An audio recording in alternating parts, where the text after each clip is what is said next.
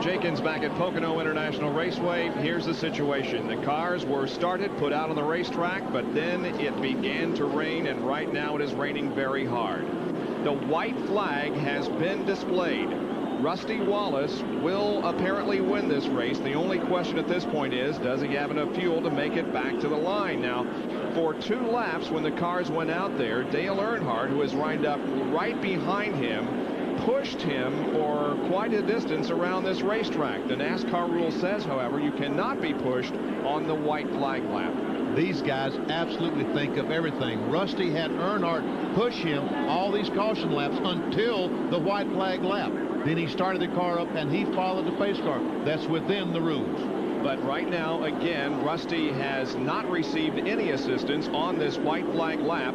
And here comes the field down through the pit road. They're following the pace truck, and this will be the end of the race. The checkered flag is being displayed now by Doyle Ford, a yellow and a checkered flag simultaneously. And Rusty Wallace has won in the Miller Genuine Draft sponsored car, the Miller Genuine Draft 500. It's been an afternoon of crashes, a lot of crashes in the first half of the race. No driver was injured, however. Then we got into a rain situation that delayed this event by more than 2 hours. With 24 laps to go and the track finally dried, the cars were put out on the racetrack. But just as they went out on the track, it began to rain again. They ran 3 laps, and Rusty Wallace was able to nurse his car home and win this Miller Genuine Draft 500. And you can see he's still driving the car, waving to the crowd, driving up pit road the wrong way, going to victory lane. Yeah, I think they had Earnhardt just to push him to conserve fuel, not knowing how many laps they would run under caution. Ned Jarrett thought of that, folks, and Ned, you're exactly right. That's what they were doing. It's purely conserving fuel for that last lap.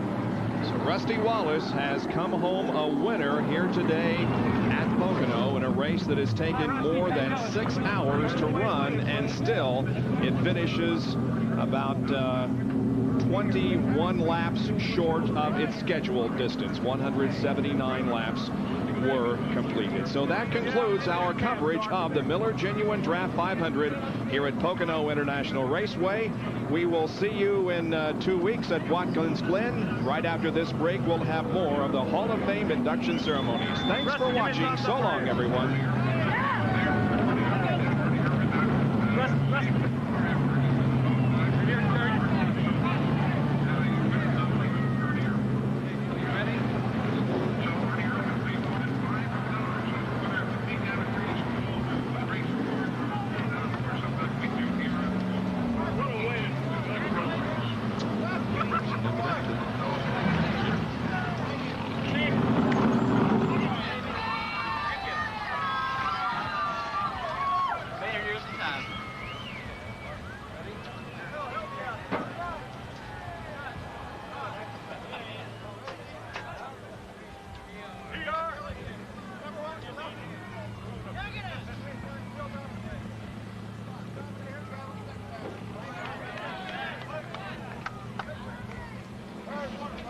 What's the matter, Lynn?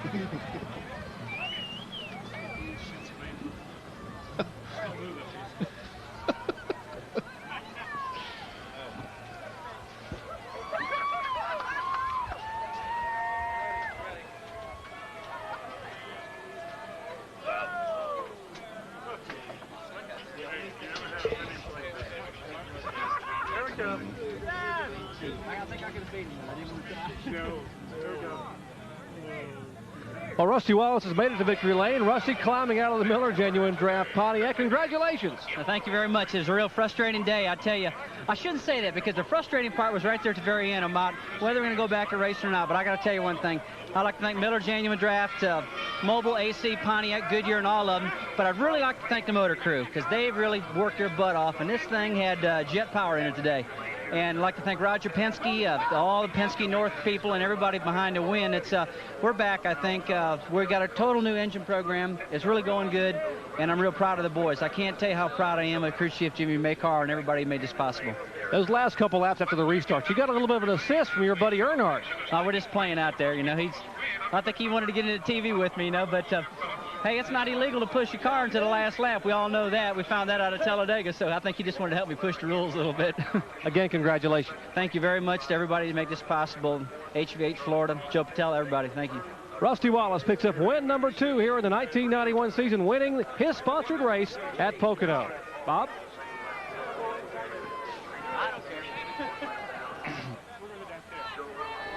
Earnhardt, Wallace, Gordon, Irvin, Schrader, Shepard, Brett Bodine. Earnhardt is slow on the start, and you cannot pass to the left until the start-finish line. Here they come. All those lead lap cars. Watch Schrader trying to get in it from the outside here. Jeff Gordon to the inside. Rusty had to make a counter move to the inside. He's up beside Earnhardt by.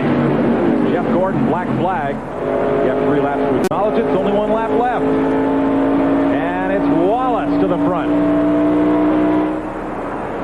They sweep around. Earnhardt, Wallace down to the inside. Final lap. 2 corners from home. Earnhardt is right there. Rusty Wallace just answered the question. How deep can you drive a car into number 1? That's as hard as you can make it. Kenny Schrader is up to 4th behind Jeff Gordon. Turn 3. Final corner. These lap cars are going to play a factor. Let's see what happens. Big chunk of cars in front of the leader. Earnhardt looks slow. Jeff Gordon looks slower, but it's all Rusty Wallace. 2 in a row. Big crash at turn 3. Little surprise that on this final lap. And I believe it's Wally Dallenbach. Oh. I'll tell you, the key to Rusty's victory there was Jeff Gordon following Rusty. That Chevrolet helped that Ford win the race because Jeff Gordon put his nose up in the rear of that Ford and it drafted right on by Dale Earnhardt. I take that as a point. I'll tell you what, Rusty drove so deep down in that corner, he had to make the pass. He had no choice. He couldn't check up. Meanwhile, look at Dallenbach's car. Tremendous damage on the back. I see the net coming down. That's a good sign. Last time we had one of these nickel restarts, last May at Talladega, 1 lap to go, they dropped the rag and Rusty Wallace turned over.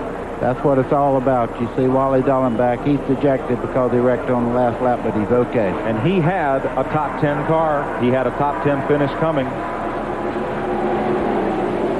Last cars on the lead lap crossed the line. Rick Mass, Bill Elliott, Hut Strickland, Michael Waltrip. And Rusty Wallace wins it. Watch the right side of your screen. Ooh. Hard in the wall. Wally Dallenbach. The UAW-GM Teamwork 500 here at Pocono International Raceway.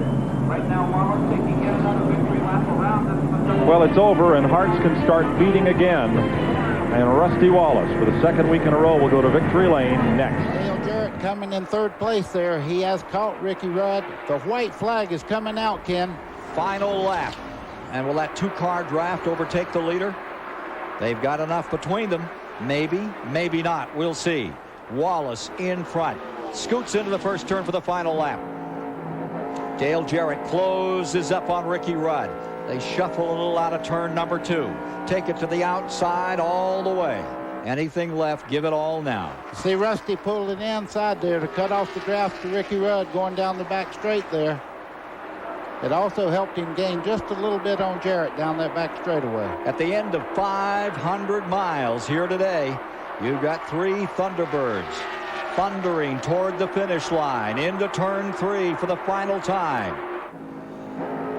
Coming into the main straightaway and down the stretch. Here comes Jarrett to the inside on Rudd as they come to the stripe. For the 45th time, Rusty Wallace has won. Ricky Rudd is going to get 2nd spot by about 3 feet. Wallace winning for the 3rd time at Pocono, the 2nd time in this race, and that is his 4th win of 1996. So Ford has won 3 of the last 4 races of the 1996 campaign, and Rusty Wallace pulls it off today here in the Miller 500 at Pocono for his sponsor. And that wasn't gas mileage. That was horsepower and driving there, folks. Yeah, that's for sure. The gas mileage was a factor all day long until that caution came out with about 35 laps to go. In the end here, it was pure driving and whose car was handling the best. Terry Labonte now leads Earnhardt by 12 points. We'll tell you more about the standings in a moment. And you'll meet the winner of this afternoon's Miller 500 here on TBS after we pause for these messages. And now he's going to have just one lap left to try and secure the victory. Here comes Jeremy Mayfield. White flag is up. Final lap of the Pennsylvania 500. Mayfield tried to complete the Pocono sweep for 2,000. 2.5 miles to go.